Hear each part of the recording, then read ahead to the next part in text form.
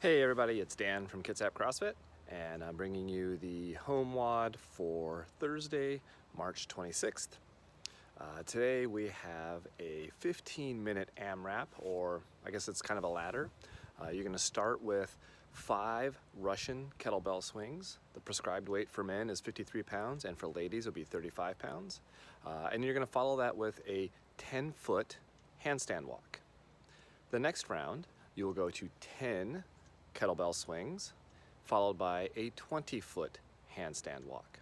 So each subsequent round, you're going to add 5 swings to your kettlebell swings, and you're going to add 10 feet to your handstand walk. And you're going to go as far as you can for 15 total minutes. At the end of the 15 minutes, rest a little bit, and then you're going to do some Turkish get-up skill work. All right, for today's warm-up, here's what I'd recommend you start with. Let's start with 3 minutes of some sort of cardiovascular movement. Running, rowing, or biking, whatever you have available to you. Okay, after you finish your 3 minutes of cardio, next I'm gonna have you do 2 rounds of the following movements. We're gonna do 5 up-down dogs, starting in a plank position. Press your hips up toward the sky and push your head back between your shoulders, and then drop your hips down to the floor. Just go back and forth 5 times. Next, you're going to do a movement that at KCF CrossFit we call scissor balls, and that's just simply starting by sitting on the floor. You're going to roll back as you come forward, legs go out nice and wide, hands go forward, just to get a quick little stretch in the back of the leg. After that, you're going to do 5 of those as well. After that, you're going to do 10 shoulder taps in a plank position. So, like you're getting ready to start a push-up, you're gonna hold that position nice and tight as you lift one hand up, tap the opposite shoulder, trying to not make big shifts or changing position here. You'll do 10 of those total, 5 per hand. Then we're gonna finish with a good morning. And you can use any weight that you have. Here I have a kettlebell, so it's gonna hold that close to my chest, hinging forward, keeping my back nice and flat, standing up nice and tall. I'm gonna do 10 of these as well. And I'm gonna follow that by repeating all of those movements one more time. Okay, so let's talk about the movements of the workout. So we have Russian kettlebell swings. If you have a kettlebell, that's pretty straightforward. If you don't, it's time to get creative. I've gathered up a few things from around my house so I can show you some different options for the kettlebell swing. So let's take a peek at that. Okay, so here's a few things I have from around my house that I can show you how to do a Russian kettlebell swing. So, starting with the kettlebell. What are we talking about when we say Russian kettlebell swing? Well, basically, it's a standard swing where you're going to about shoulder level or maybe just a little bit higher. Now, the kettlebell swing can also be done with a dumbbell.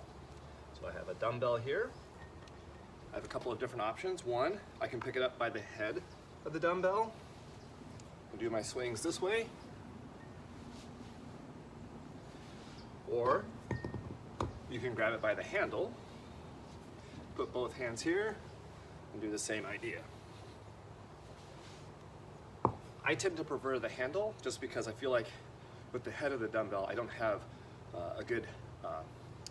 I don't have hold of it very well, and I feel like it's gonna slip out of my fingers. I also happen to have a medicine ball, so you could do a kettlebell-like swing with a medicine ball. So I'm just gonna grab it here. One thing I like about using this medicine ball, that a lot of times when people are doing kettlebell swings, as they're coming up, we'll see them kind of reach out like so. And when I have my fingers around that medicine ball, it sort of forces me to stay back and keep my shoulders in a good, safe position. Now, these are all fine and great if you have gym equipment around your house, but what if you don't have gym equipment? Well, I can do the same type of medicine ball swing using a rock. No idea what this weighs, but I can do the same thing, right? And then, I like this option a lot too. Got a 5-gallon paint bucket. I'm going to turn it so that the handle is going this way, and I can swing like so. Now the cool thing about the bucket is that I can load it as heavy as I want, right? You do empty, which is basically no load at all, or I can start to fill it with some things and make it a little bit more challenging. So again, the idea is that you're just gonna have to get a little bit creative if you don't have exercise equipment at home, but kettlebell swings are absolutely a movement that you could do at home or something very similar. All right, now we need to talk about handstand walks. Okay, so for handstand walks, probably the simplest substitution would be to find a space where you have a 10-foot length of space, and you're going to do some stiff-legged bear crawls. So for a stiff-legged bear crawl, I'm gonna get down on the floor, on the ground. I'm gonna keep my knees straight, walk my feet in toward my hands so that I'm as inverted as possible, and just keep my legs straight to try to simulate being inverted and walking on my hands like a handstand walk. If you're looking for something that's just a little bit more challenge than a bear crawl, then you could do some shoulder taps. So I'm gonna put my feet up on this wall. I'm gonna walk my hands back to get as inverted as I can, and then I just start doing shoulder taps. And I would say do 2 shoulder taps for every 1 foot of the handstand walk. So if it's a 10-foot handstand walk, do 20 total shoulder taps. Now, I can make this a little bit harder by putting my feet up on the next level of the wall, so a little bit higher. And that means a little bit more weight is going to be on my hands.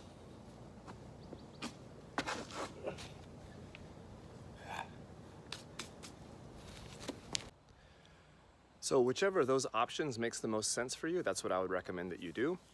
With the handstand walking, you can actually mix it up a little bit. Maybe try one alternative one round and try another alternative the other round. Maybe start with the most challenging thing that you can do, and as you start to fatigue over the 15 minutes, then start to scale that down to something that's a little bit easier. So maybe starting with your feet up on the wall, doing some shoulder taps, and then eventually working your way down to doing the bear crawl. Okay, now after the 15-minute AMRAP, then we're gonna work on some Turkish get-ups. Turkish get-ups are a fantastic movement, great way to develop shoulder and upper back stability, core strength, coordination, all kinds of great things happen when you're doing Turkish get-up. So let's talk through that for a moment. All right, so the Turkish get-up, very interesting and very challenging movement. I'm going to demonstrate it and attempt to talk through it at the same time. So I'm using a kettlebell here. I'm going to start by laying back on my back like so. Whichever hand I have the kettlebell in, that same knee is going to be bent, that foot flat on the floor. My other hand, I'm going to put out to the side of my body, about a 45-degree angle or so. From here, I'm going to press up against that kettlebell, and I'm trying to press up and stabilize. I don't want it moving around. I want to punch it straight up toward the sky. From here, I'm going to do a sit up onto my elbow, and I'm going to press up onto my hand.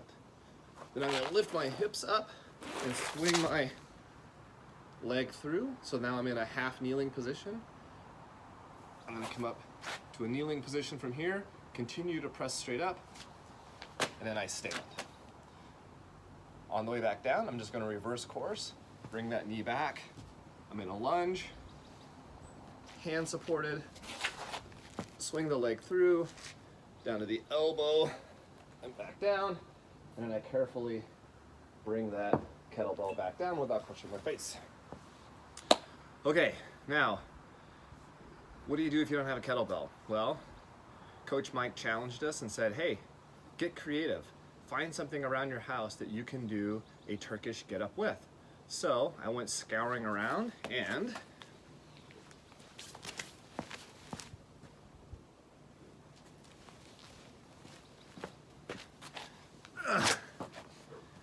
I found this growler. It's a full growler. So it's not terribly heavy, but it's precious. And I know that it's gonna challenge me because it's full of liquid. And I know I don't want to drop it, so I'm going to fight really, really hard to make sure I do a good Turkish get-up with this without dropping it.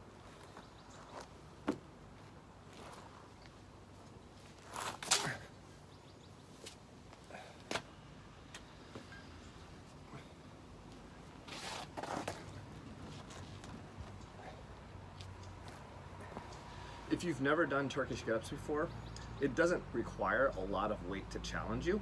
So I would encourage you to move slowly, really focus on your positions, and really stabilize that arm overhead position so that you get that good shoulder work out of this.